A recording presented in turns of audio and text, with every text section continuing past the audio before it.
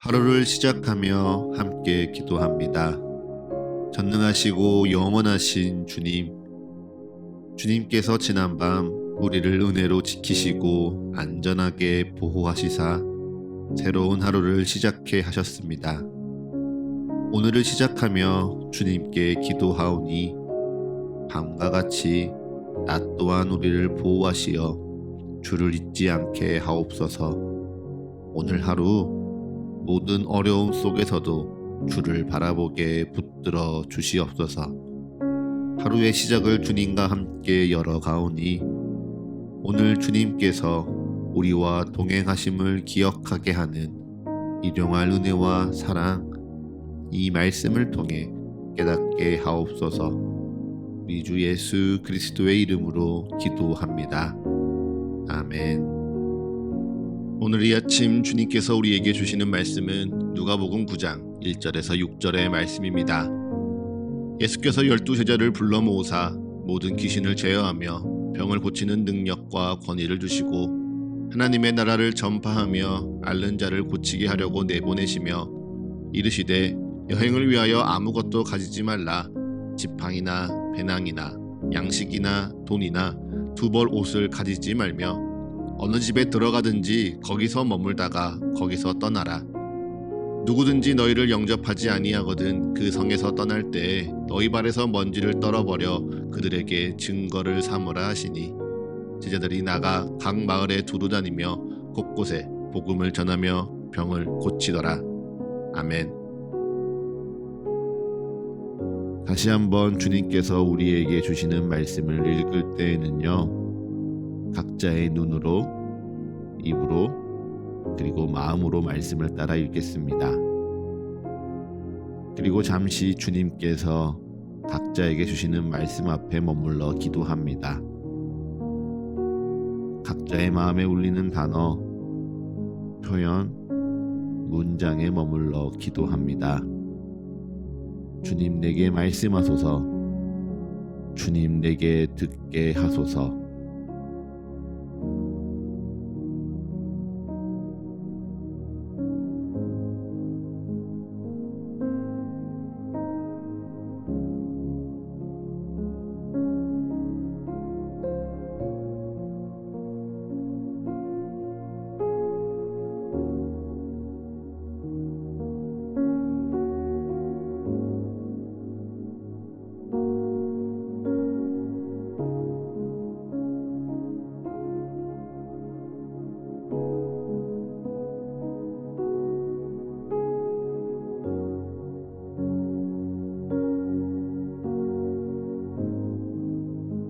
예수께서 12제자를 불러 모으시며 오늘의 말씀이 시작됩니다. 그리고 그들에게 모든 귀신을 제어하며 병을 고치는 능력과 권위를 주시고 하나님 나라를 전파하며 앓는 자를 고치게 하려고 제자들을 내보내고 계시죠. 익숙하게 읽어내면 12제자 파송이라고 불리는 본문입니다. 그런데 이 본문을 떼어놓고 보면 조금 뜬금없습니다. 왜 갑자기 예수님이 제자들을 내보내고 계실까요? 인간적으로 지금 예수님의 상황을 보면요, 지금 예수님의 상황은 엄청난 부흥기를 맞은 듯합니다. 어제 본문에서 혈루증을 앓던 여인을 낫게 했고 심한 병을 앓아 죽게 된 야이로의 딸을 되살리셨습니다. 그 전에는 거라사의 귀신 들린 자를 자유롭게도 하셨고요, 나인성의 과부의 죽은 아들도 살리셨습니다. 나병 환자, 중풍병자, 그리고 손 마른 자까지 예수님은 수많은 아픈 자를 고치는 기적을 보이셨습니다. 어딜 가나 사람들이 주목했고요, 어딜 가나 하나님의 능력이 이루어지니 부흥이 계속되었습니다. 그러니 우리가 보기에, 인간적으로 보기에 더 내달리기에 딱 좋은 상황이죠.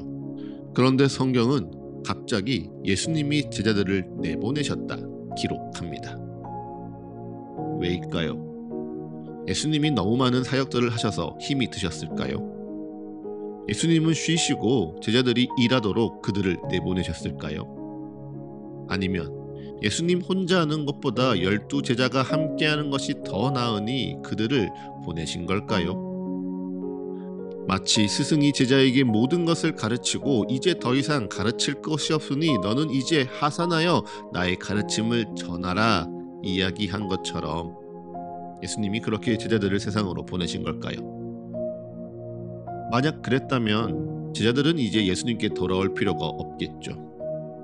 예수님께 보냄을 받았으니 계속해서 온 땅을 누비며 복음을 전하고 아픈 자들을 고치면 되었습니다. 그런데 말씀을 읽으면요, 제자들은 각 마을에 두루다니며 곳곳에 복음을 전하고 병을 고치고 나서는 다시 예수님께 돌아와 예수님과 함께 가고 있습니다. 그렇다면 궁금합니다. 무엇 하려고 예수님은 제자들을 내보내셨을까요?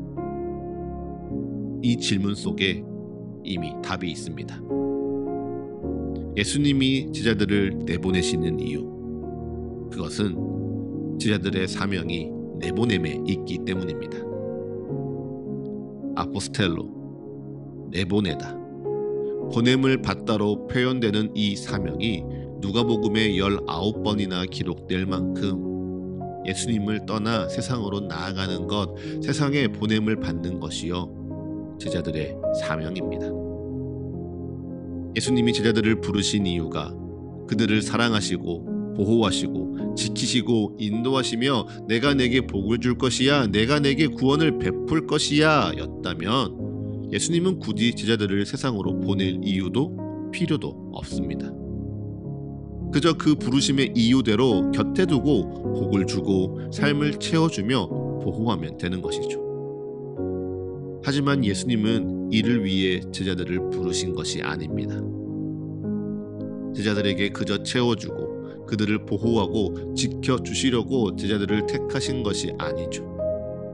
도리어 예수님처럼 살게 하기 위하여, 예수님을 닮아가며 살아내도록 하기 위하여 예수님은 제자들을 부르시고 이제 아포스텔로 세상으로 내보내십니다. 그러면서 예수님은 제자들에게 가르치시죠. 아무것도 가지지 말고 지팡이나 배낭이나 양식이나 돈이나 두벌옷을 가지지 말며 어느 집에 들어가든지 거기서 머물다가 거기서 떠나라. 참 신기하지 않습니까? 제자들을 내보내시며 어떻게 귀신을 제어할지, 어떻게 그들을 대적하고 기도해야 할지 가르쳐 주셔야 할 것 같은데 지팡이 2개 가져가지 마, 배낭이나 양식이나 돈 가져가지 마, 두벌옷도 챙기지 말라 말씀하시다니요. 너무 현실적인 문제나 규칙들이 아닙니까? 그런데 예수님이 이같이 당부하시는 이유가 있죠. 무엇입니까? 거기에 하나님의 진짜 능력이 있기 때문입니다. 너무도 당연한 현실적인 문제에 진짜 우리가 고백해야 할 기도와 우리가 경험해야 할 은혜가 있기 때문이죠. 지팡이, 배낭, 양식, 돈, 두벌 옷, 이것은 여행을 떠날 때 여유있게 준비하면 좋은 것들입니다. 이거 없으면 어떻게 살지? 어떻게 버틸 수 있지? 이번 여행이 가능할까?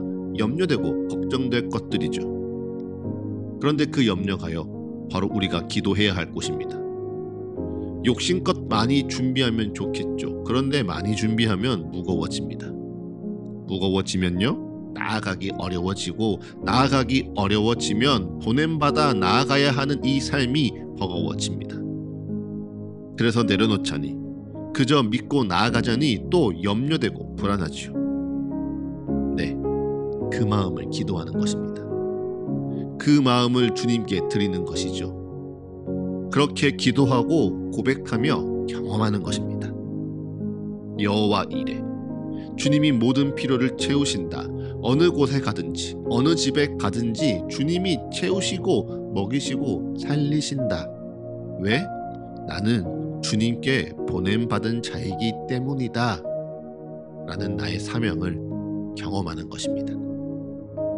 네, 이것이 예수님께서 제자들을 내보내시는 이유입니다.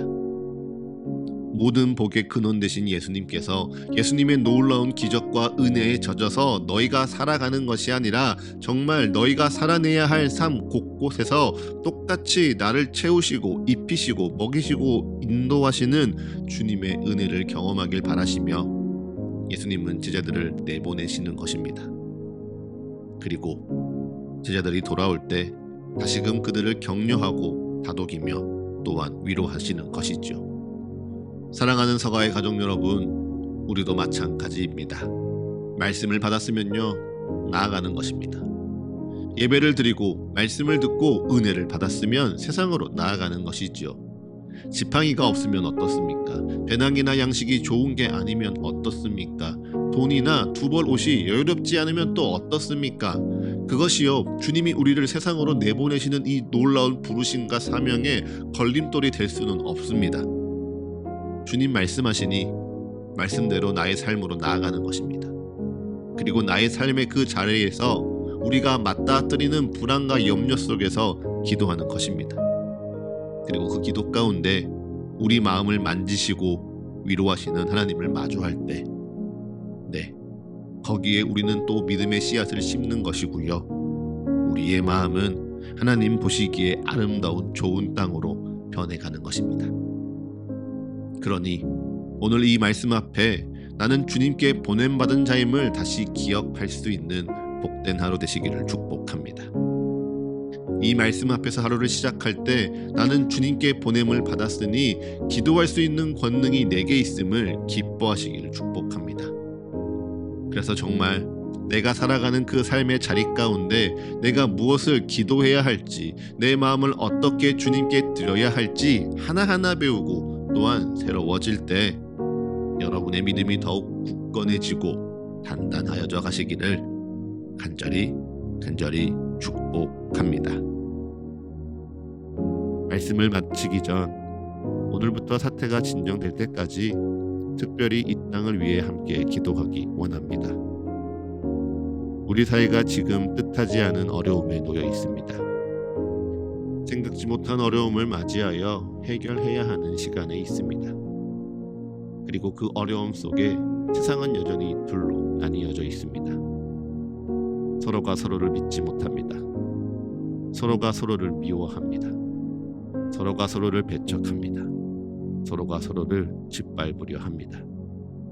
이것이 옳은 것이라, 이것이 바른 일이라 서로가 주장하며 하나 되지 못합니다. 그렇게 둘로 나뉘어진 세상을 하나 되게 하는 것은요, 오직 그리스도 예수의 은혜뿐입니다. 막힌 담을 허물며 이 세상을 온전케 하는 것은 오직 십자가 위 그리스도의 사랑뿐입니다. 그러니 이 시간 기도할 때 우리의 정치적인 성향은 잠시 내려놓읍시다. 이 상황을 판단하고자 하는 우리의 의도 내려놓읍시다. 그리고 오직 하나님을 구하며 믿는 자로 함께 기도합시다. 그 은혜를 구하며 기도합니다. 그 사랑이 이 땅을 변화시키길 기도합니다. 주님, 우리를 기억하옵소서. 주님, 이 땅 붙들어 주옵소서. 주님, 이 땅에 주님의 일이 일어나게 하옵소서.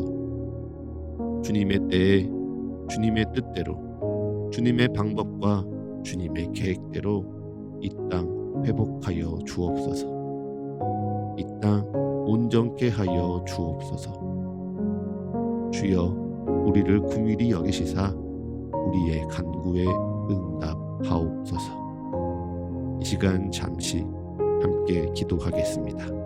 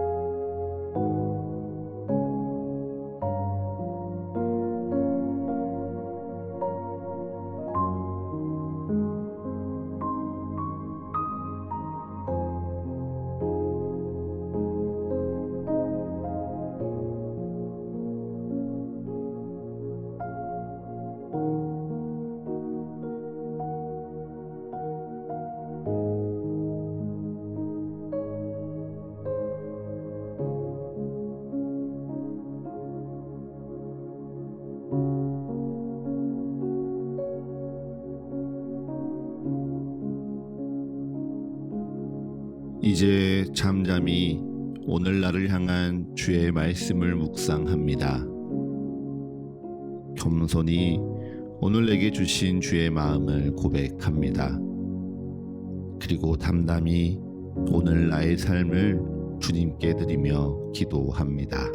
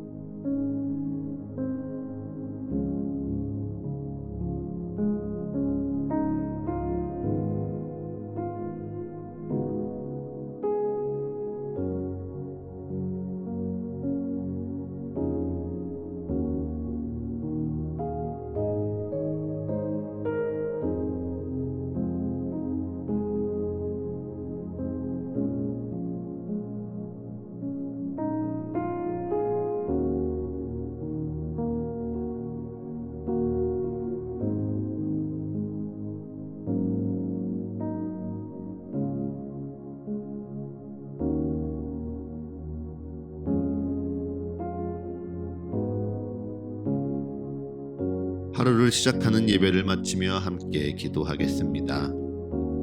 오늘 이 하루를 주님의 말씀으로 시작하며 주님께 기도합니다. 우리의 기도에 응답하시며 역사하시는 주님을 더욱 알아가고 사랑하는 이 하루 되게 하여 주옵소서. 이제는 우리 주 예수 그리스도의 은혜와 거룩하신 하나님 아버지의 끝이 없는 사랑과 모두를 하나 되게 하시는 성령의 역사가 오늘 하루 우리 모두와 늘 함께하게 하소서. 이 모든 간구 우리 주 예수 그리스도의 이름으로 기도합니다. 아멘.